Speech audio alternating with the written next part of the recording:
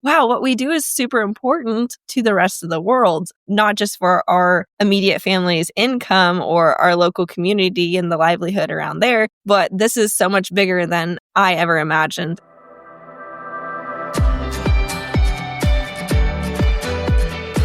Welcome to Leaders of the West, a podcast for innovators and changemakers.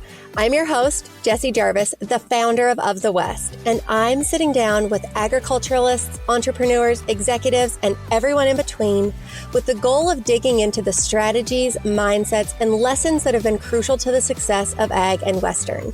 Whether you're carrying on the next generation of your family's operation, starting something from scratch, or determined to climb up the leadership ladder, we're going to inspire you to continue to dream big, growing not just you, but the future of agriculture and Western as a whole. Let's go.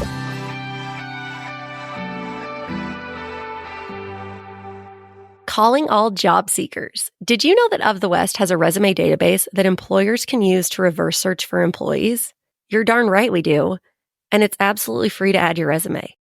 All you have to do is create a job seeker account, add your resume information into our resume builder, and then click Add to the database. Employers who have active jobs on the site have the opportunity to search that database and invite people they feel may be a good fit to apply for their position. So let's say they're searching for a specific skill set. If you have it because you've put that in your resume, you're going to pop up in their search, and then they can read that resume and encourage you to apply for the position. Now, just like everything in life, there's no guarantee. It's kind of like winning the lottery. Just because you bought the ticket doesn't mean you're guaranteed to win. But you'll never win the lottery unless you buy the ticket. Chances are you're never going to get contacted by an employer saying, hey, we think you should apply for this job if you don't put yourself out there. To get started, all you have to do is create an account on the platform and then transfer your actual resume information into our resume builder and click Add to the database. And if you're somebody who's already done this, don't forget to go refresh that resume if needed, whether it's adding any applicable skills or new experiences that you may have since you last put it in there. Whether you're a new user and you want to add your resume or you're already ahead of the game, but this reminded you to refresh your current one, you can head to ofthewest.co to get started. We are back in action with a brand new episode of the podcast today. You guys are going to love today's guest. I have a feeling you have probably heard of her, whether it is on Instagram or on TikTok. Yes, we are sitting down with Apple Girl Kait. Her real name is Kaitlyn Thornton. And she is a fourth-generation apple producer from Washington State. She went to college at Washington State University, so go Cougs. She is somebody who is incredibly passionate about the apple and fruit industries, and she does a fabulous job sharing the behind the scenes and what goes on day to day on her family's orchard, as well as the issues in the apple industry as a whole. She also manages the TikTok account for Sugar Bee apples, which is one of the proprietary varieties that her family happens to grow. So she really understands marketing, which is what her degree from Washington State is in. We talk about a lot of great things. So I'm going to stop talking so that you can listen to Kaitlyn. But here we go. Apple Girl Kait, she's on the show. Kait, thank you so much for being here today. Let's get started with your background. What was the path that led you into agriculture and social media? We know that you grew up on an orchard, but how did that evolve into becoming who the world basically knows as Apple Girl Kait? The world knows. Thank you. It kind of starts, of course, I'm fourth generation orchardist, but anyone who grows up on a farm or a ranch or whatever, I think they kind of have the same mentality as you're not really thinking about like the end consumer as much. We were focused on growing the fruit, putting it on a truck, sending it to a warehouse. And then our job was kind of done at that point. But what I started doing was I was selling fruit as kind of my high school job. And so I was getting to interact directly with consumers and see what questions they were asking me and what thoughts they had towards the fruit industry, et cetera. Then we were also introducing a new apple variety at the time. So I got to go on some marketing trips introducing the apple variety, talking to consumers in grocery stores. And so I really started thinking about like, wow, what we do is super important to the rest of the world, not just for our immediate family's income or our local community and the livelihood around there, but this is so much bigger than I ever imagined. And of course, I was 15, 16, 17 years old at the time. So my scope of the world was a little bit different. And so just kind of realizing how important the work that we were doing was. And starting to romanticize that. And then I eventually started sharing that with the world. Well, I bet that Kate's Crates did give you such a glimpse into this new world. I've seen a lot of that on the direct to consumer, the beef side of things, right? Because here I am a rancher. I'm not selling meat direct to consumer, but I know plenty of people are, and understandably so. But again, right now, I'm in the same boat that you guys are. Instead of growing the apples and harvesting them and sending them to a warehouse, right? I'm calving out heifers and raising their calves up and backgrounding them, and then I sell them to somebody else, and my work is done, and I start a brand new cycle. But that animal still has a whole other year of life with somebody else, and then they go through all of the next steps until we find them in the grocery store or at a restaurant or in a food bank, like wherever it may be. But that is a piece that I am completely not exposed to. So Kate's Crates obviously gave you that opportunity, which I think has probably then, as you said, just given you such a great insight into these are actually the things that consumers are asking us about. It's not even this thing over here that we're so worried about. They don't even care about that. It's this other thing that they do really want to know. You're so right. I think a big tendency of agriculture in general, and I know this is very common in our industry, is that we market to ourselves. Like we talk to other people who are in the industry instead of zooming out and talking to our end consumers. And I think we're doing a better job of that, but that was something that I definitely noticed. And talking to the consumers that I was selling fruit to, but these are all people, I was going now I go to like 2 hours away from my farm, but this was all starting out in my hometown, just a couple towns nearby. And so these are all people that have orchards in their backyard and they are seeing the process throughout the year, but they still had so many misconceptions about what we were doing on the farming side or about the fruit, etc. And so if those people who have literal apple orchards in their backyard don't quite understand everything, I can only imagine. And then I started to realize what people in more urban areas or the ones that are so disconnected from farming were really thinking about our industry. Coupled with, I'm sure, I know the cattle industry faces this all the time. It's just all the fear-mongering headlines and the fear-mongering on social media and stuff. And we were not like combating it. And so that's kind of what I found my role in doing.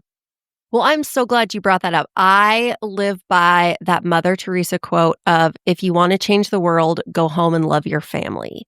Because change starts at such within close proximity to us. So instead of wanting to go impact the world on some global scale of the perception of agriculture, misconceptions of agriculture, start in your local community. Because those are people who are surrounded by agriculture, but they still have questions. And if you can answer their questions when they are already somewhat familiar with the industry, then that also gives you the confidence to really understand, what are people asking? What are they not asking? What are they worried about? What are they actually not worried about? And how can I use that in my arsenal in a way to equip me to be a better communicator and tell that story in an even stronger narrative? I totally agree. And I love that you shared that quote. That's a great one. I'm going to start using that. It is one of my favorites for sure. Okay, so let me back things up real quick. Obviously, you are Apple Girl Kait, but you don't just do apples, correct? Kate's Crates started with a variety of fruit, not just apples. Yeah, so it started out, so back when we were growing up, I was always like the little kid tagging along because we kind of came in batches. My two older siblings came along, they're 2 years apart, and then there's a 7-year gap, and then it's my younger brother and I. And so my older siblings, they started selling apricots. So my dad planted apricot trees back when he was my age, in his 20s. And he always thought, my kids might be selling fruit one day, or they can sell these apricots, whatever. And we did. And so my older siblings, they would pack all this fruit. It would happen over a day or two, and we'd sell all the apricots at a bulk price to a grocery store about 40 miles east of us. And that was always a lot of fun. I remember because I would be the little kid and I would draw pictures on the boxes. That was my contribution to the process. But I always went up and I helped load whatever boxes I could, unload whatever boxes I could. And then I always got I remember I'd get a Big League Chew gum and a soda pop. That was that was your payment. Yeah. Versus my siblings would get $1,500 or $1,200 to go towards their college fund. But I didn't have any perception of this. But time goes on, and my siblings are 7 years out of high school or whatever, and it's my turn. And Dad said, this fruit's going to drop, or you can sell it if you'd like to. But we had kind of lost that relationship with the grocery store. I didn't really know how to approach that. My dad was busy. That we were going through a lot of different farming struggles, personal struggles, etc. So it was kind of like, you got fruit, you can do what you want with it. Dad said, if you sell 20 boxes, I'll be impressed. So I'm thinking, I'm like a week away from my 16th birthday. Like, okay, I'm going to sell this fruit. And I was going to try out Facebook Marketplace because I knew like everyone in the rural areas, they all use Facebook Marketplace. I was like, how else can I sell it directly? And I put an ad out on there, and I had a few people reach out to me. They wanted my fruit.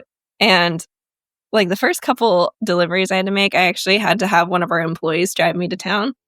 You didn't have a driver's license yet? Is that what you're getting at? Exactly. I didn't have my driver's license. And one story, I don't really share this all the time, but my first customer, I met him in the like local gas station, and I'm looking for this guy. I'm standing in the back of my pickup. I'm wearing cutoff shorts and cowboy boots, just like looking like, hey, I'm here to meet someone. And this guy, I hear this voice, and it's a guy had moved up from Texas, and he goes, only retards wear shorts and boots. And I look around, and this dude is wearing camo shorts and snakeskin cowboy boots. And I was like, well, this is going to be an interesting endeavor. And that's kind of how it all started. But I totally enjoyed like interacting with consumers, talking to people, bringing a smile to people's faces. And it really energized me. I ended up selling 44 boxes of apricots that year.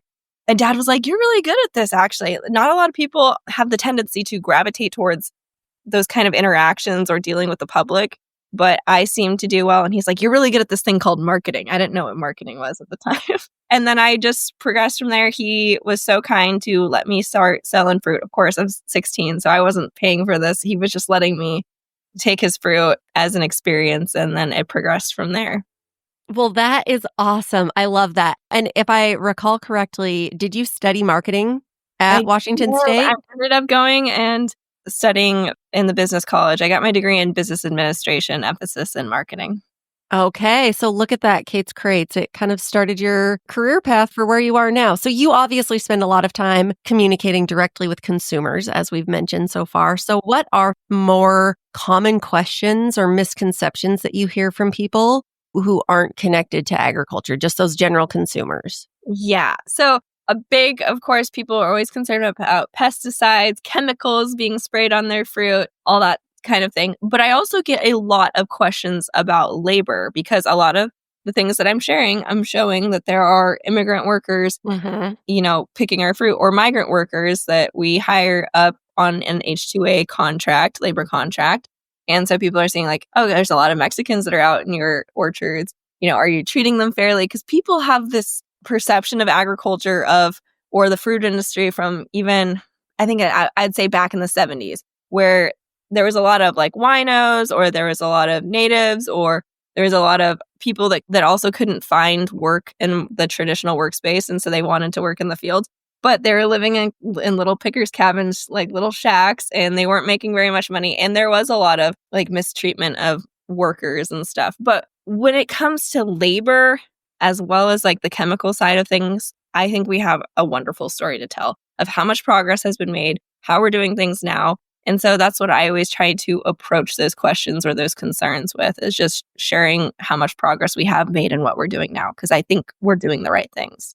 You are spot on. And I will say specifically on the H-2A program, I don't think that people realize just how in-depth and frankly cumbersome that is. Like, you have to provide housing, you have to provide a really high wage. There are a lot of specific amenities that people who are here on the H-2A program have to have. Like, it is not just, I'm going to go pick a guy from outside of the U.S. or a woman outside of the U.S. And it's not just Mexico. Obviously, there are a lot of Europeans who come in on H-2A. I know a ton of South Africans do as well. But it is not as easy as, well, I'm just going to go fill out this application and have somebody come work with me for 6 months. Like, oh no, there's a lot more than that. Oh, it was an incredible process. And my mom is the one who spearheaded that back when she was here on the farm. And she started that in 2015. We were one of the first ones around here to do that. And it was nervous. Like the guys that we were bringing up, they were nervous about it. We were nervous about it. And so it was kind of cute the first time we met them. I remember because it was 2015. So I was still like old enough to know what was going on, right? But I just remember it was like a big deal. And we were so nervous, but excited for all these guys to come up. And a lot of those original guys that came in that first group have come back year over year. And people don't realize that a lot of these guys, we have guys on our crew that are full on doctors, lawyers, other professions like that in Mexico, but they make so much more money coming up here and working in the fields. And so we have quite the cool group of guys. They're super hardworking guys, super nice. Like we've eliminated any sort of drinking in our crews. I remember growing up and dad would get calls in the middle of the night. Guys were in jail or, all sorts of stuff, rowdiness happening in our crews. And we've totally eliminated that, which has made workflow so much better.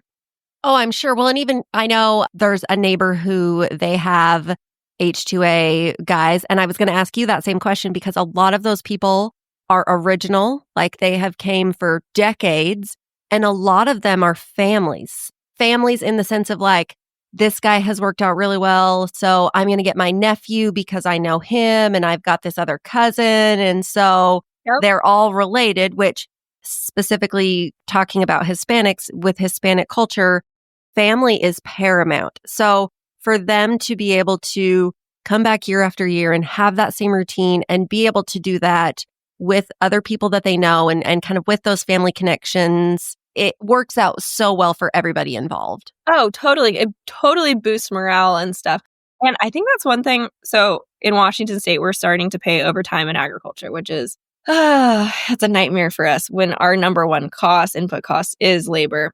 And you talk about like Hispanic culture and a lot of like, it's family oriented. A lot of these guys are homesick. And so now we can't afford to keep paying them over 40 hours. And so that means there's more guys that are coming up from Mexico and they're sitting at our H2A camps and all of them are just on their phones the entire time. And they're just sitting around, just waiting for time to pass so they can go back to their families, go back to their wives and whatnot. And it kind of sucks. And I think that's like it's not talked about enough when it comes to this overtime issue is guys are sitting there idle when they specifically came up here to work.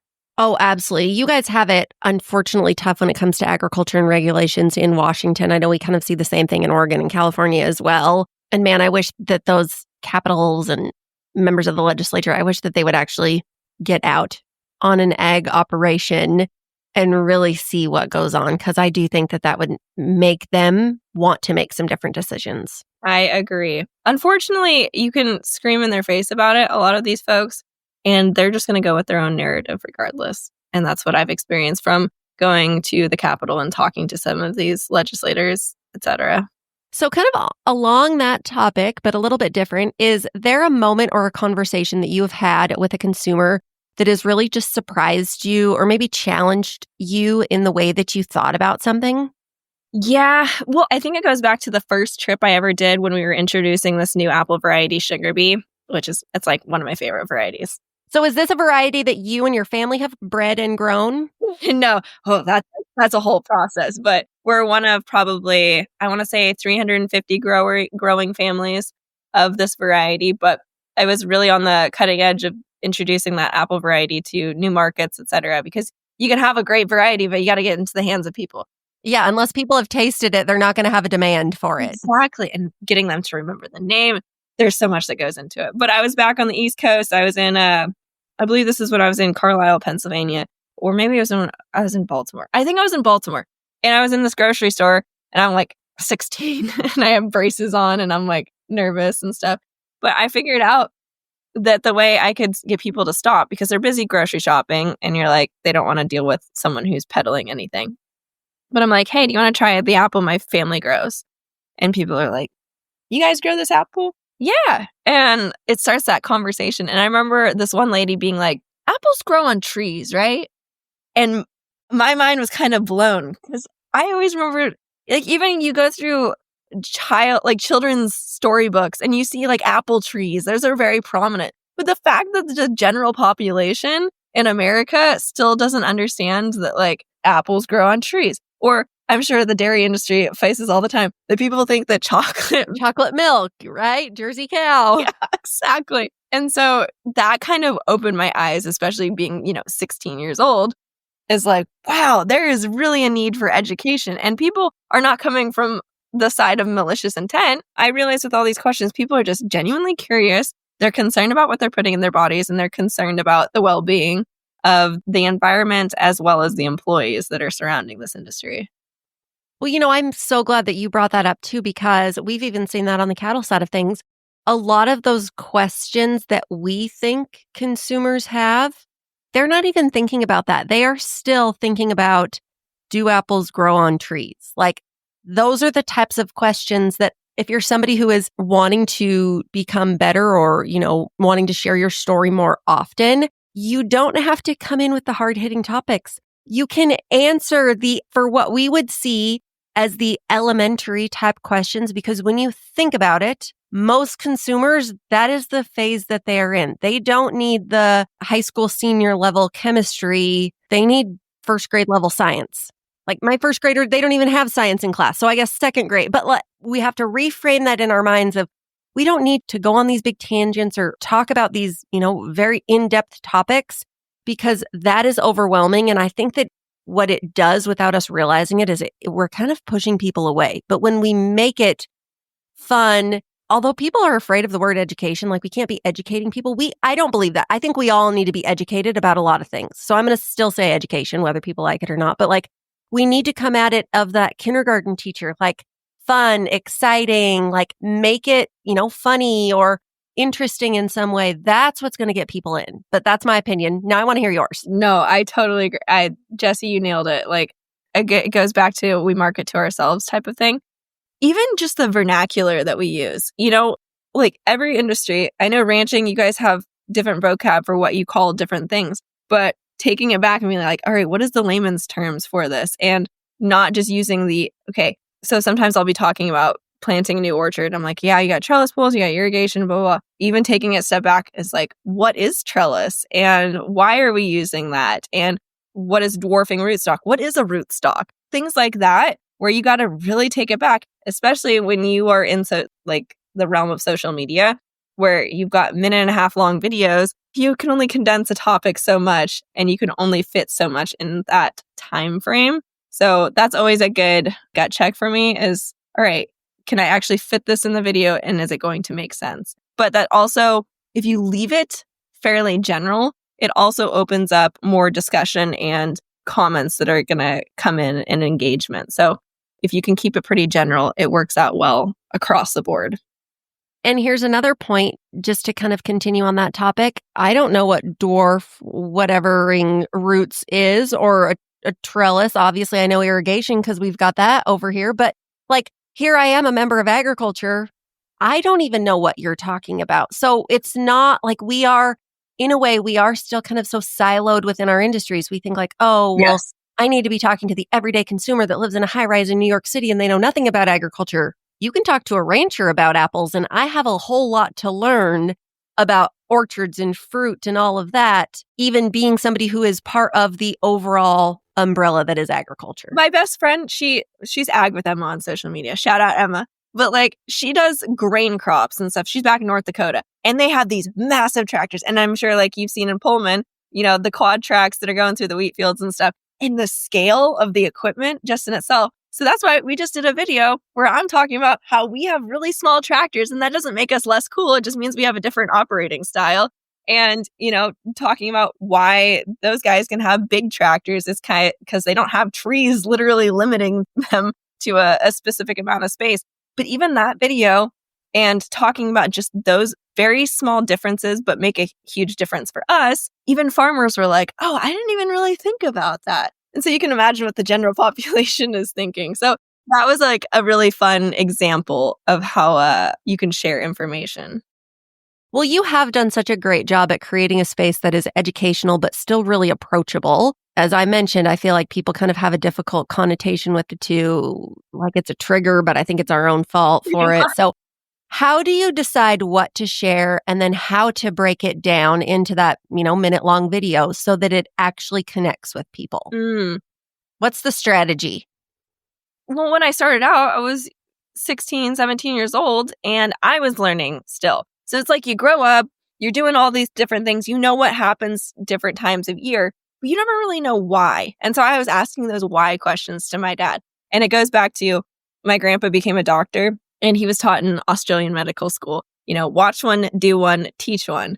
And I kind of have applied that mentality to my videos. So I'm not sharing all of my information online as an expert per se, but I'm more just regurgitating information that I'm learning myself. Now, some of it I do know inherently, but a lot of the things I'm learning at the same time. I just did a video on a spray that we apply every spring. Now, I knew that we applied sulfur every springtime, but I didn't know what the actual effect was. And what it ends up doing is it's a fungicide, and it helps clean up the orchard and set us up with a clean slate for the rest of the year. And I was just curious about that. And it looks very daunting because you got a sprayer going along with a big plume of green spray. And it looks kind of scary to people around here or to the general population out in cities, etc. So I was like, Dad, how do I explain that? And he explained it to me. Then I took his explanation because, of course, it's towards me as someone who's part of the industry. And then I generalized it further in a way that was easily digestible. And so things that I'm genuinely curious about, things that I'm excited to share about. And sometimes it's just me hopping on a four-wheeler and saying, what is going on in our current environment right now? And what can I talk about? I think that's obviously it's a recipe for success. You have been wildly successful online in sharing that. So thank you for sharing that. I know that that's going to really resonate with a lot of our listeners. One other question that I want to kind of ask on this topic is with so many people who are now turning to social media, not just as a way to, pass time or as, I wouldn't call it a hobby necessarily, but we are coming to social media for information. Google is now, instead of Googling things, we're going to Instagram to type in the business so that we can learn more about it, right? So what role do you think that agriculturalists should be playing in that space, knowing that we as everyday people are going to social media to find information and answers just like we do other online platforms? Oh, you're so right. I think we're at least utilizing the information that's available to us. I even go into Walmart and I'm like, I need to get a new blush. What is popular? And I look it up on TikTok. And that's how I make a purchasing decision. So you can imagine what people are doing when it comes to their food, not just stuff that they're putting on their face. And so that, the general population's interest, coupled with the fact that this in the ranching side of things, we have never been able to reach end consumers like this before. There's always been a middleman. There's always been the grocery store or whoever that is doing that communication for us. And that was a huge part of, why they can mark up our produce and stuff is because they were doing that communicating. But now we have the ability, we have the platform to reach through all of that and hit our end consumer and talk to them directly and have a dialogue. And so if we're not capitalizing on that, we're just idiots because they're already using social media. People who are against what we're doing in agriculture are utilizing social media to go against us. So we need to at least be showing up in the same space and defending ourselves, if anything. But I feel like it also goes back to agriculture's always on defense. It feels like we're always the last, especially 25 years, we've been Preach. We've been on defense, and it's kind of boring. I want to do some offense. I want to score some TDs, and that is how we can do that is by showing up on social media and talk about all the amazing things that we're doing, not just addressing all the bad things that are being talked about in agriculture. Oh my gosh, I love that analogy because I have one that is very similar to that because we know that defense wins games, right? If you are any kind of an athlete in school, they teach you defense wins games. And you do have to be a great defender. Soccer, volleyball, football, basketball, whatever it is, you've got to play defense. But if you play defense so well and the other team plays defense so well, at the end of the game in the fourth quarter, what is the score going to be? Mm-hmm. It is going to be 0-0. You can play defense till you cannot breathe, but defense will not get points on the board. That is what offense is. So we do, at some point, have to move over and play offense so that we can get a point on the board because points win games. Yes, defense is important, but again, you can play your heart out with defense and the scoreboard is still going to be 0-0, and it is going to be a tie, and ties don't win. Sorry about all you soccer fans out there, or football, whatever we're calling it, but you've got to be on the offense side if you want to win. And I think that that is so crucial, especially when it comes to sharing that story, because again, we want to be in the driver's seat. Are we going to let somebody else drive us around and just sit in the passenger seat or sit in the back seat like this is some Uber? No, we're going to get in the driver's seat, and we need to be moving our industry forward where we want to see it go, not where other people are just going to throw us in the back and take us for a ride. Yeah, absolutely. I couldn't have said it better. Sorry, I feel like I've hijacked your episode. This is about you, No. Kait, not me. But you've brought so many good points that you're getting me all fired up over here. We're in the same game. Like, we're talking the same things. Along those lines, though, I do think in order to have that viewpoint, that makes you a leader within our industry. So what does leadership look like to you in the context of the agriculture industry? And what do you really hope your impact will be in that? Obviously, you've done things like going and marketing for the sugar bee variety, or you've gone to the Washington Capitol to speak with members of the legislature. Like, you're not just sitting at home on your orchard hoping that things are going to change. You have really stepped up and have been a leader. Oh, thank you. Yeah, just being proactive, honestly. I think we can't just... I've sat in enough rooms with a bunch of farmers where you sit around and you complain, right? Agriculture is massive. It's a massive ship that is sailing, and it feels like you can't do anything to stop the Titanic from sinking. Mm-hmm. But you can, honestly, through individual effort, because it goes back to telling your story online and that kind of thing.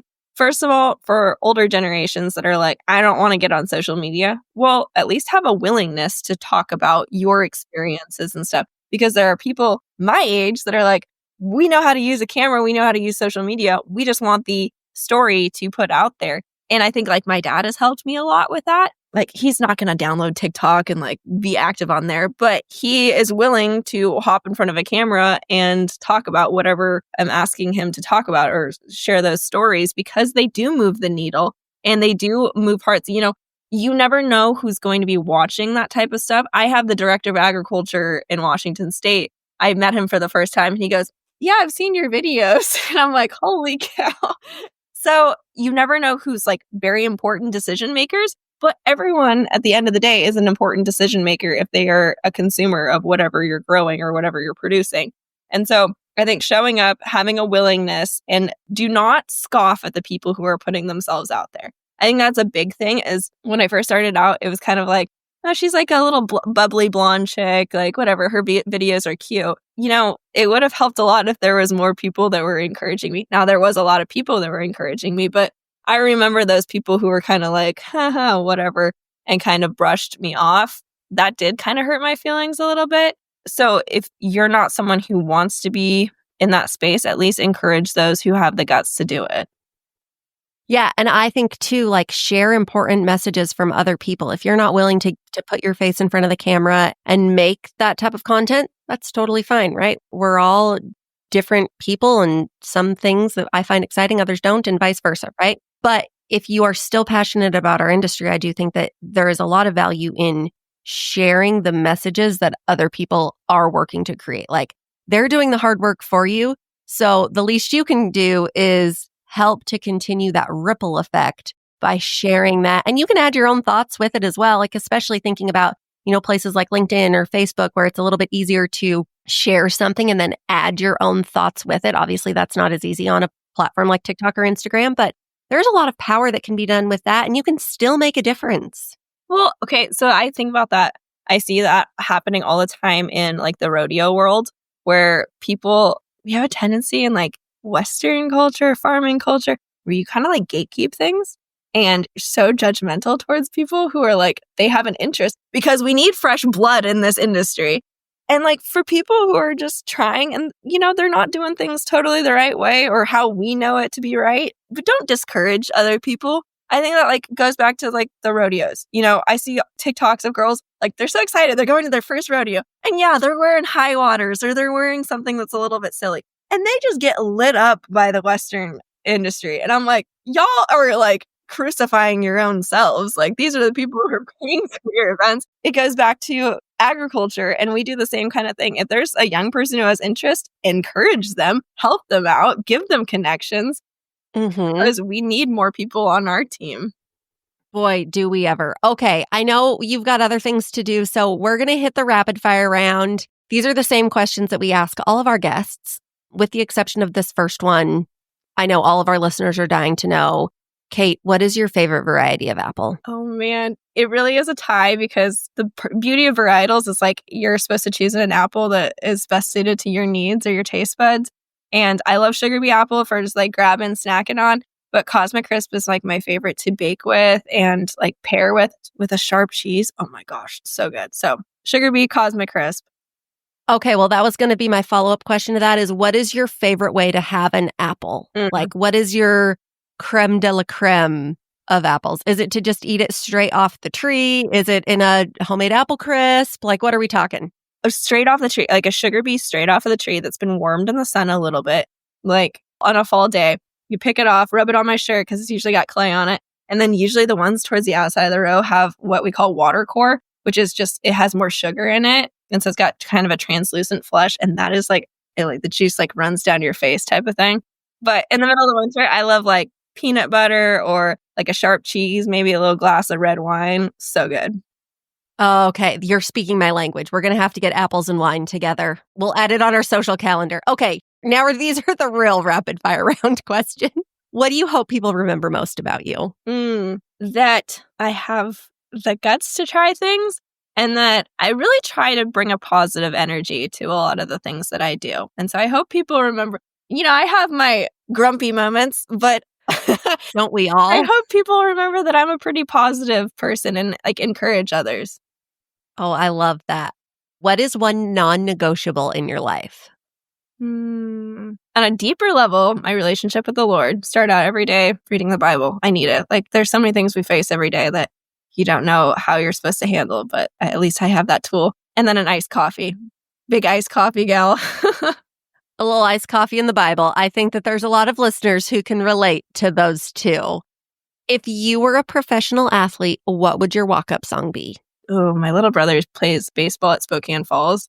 So, like, I lived with 2 baseball players my sophomore year of college. So I think about this, and often it might not fit like my personality because I'm not that cool, but it would be No More Tears, Ozzy Osbourne.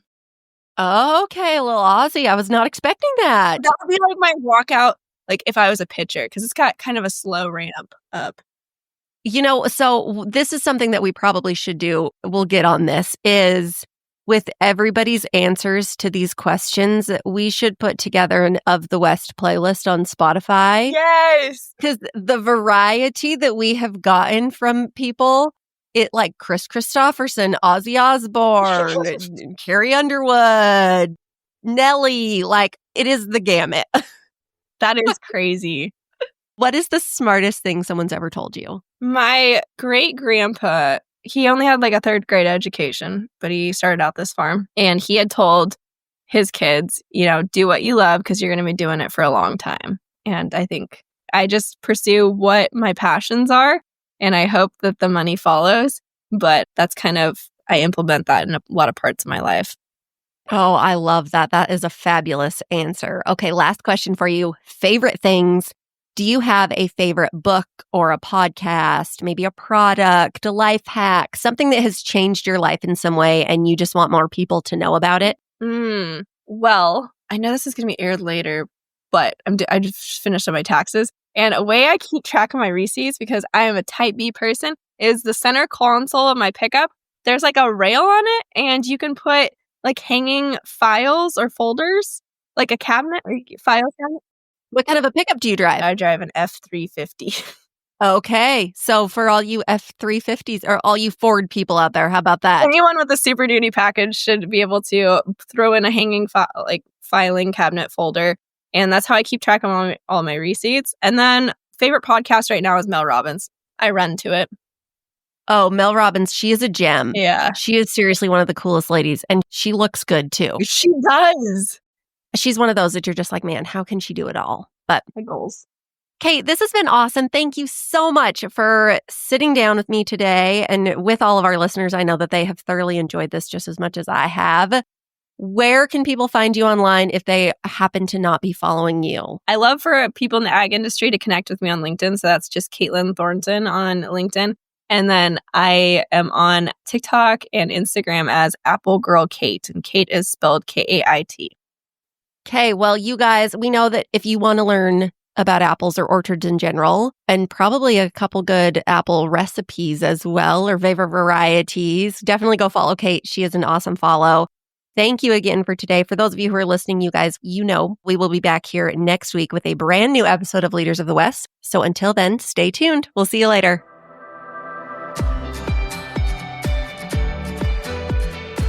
If you loved this episode, do us a favor and share it with someone else who might find just as much value in it as you did. We're on a mission to continue to grow and strengthen the future of agriculture and Western industries, and you spreading the word helps us make more of a positive impact. It also makes a big difference when you take a minute to go rate and review the show. We can't thank you enough for listening, for sharing, and for loving Ag and Western as much as we do. We'll see you back here for our next episode.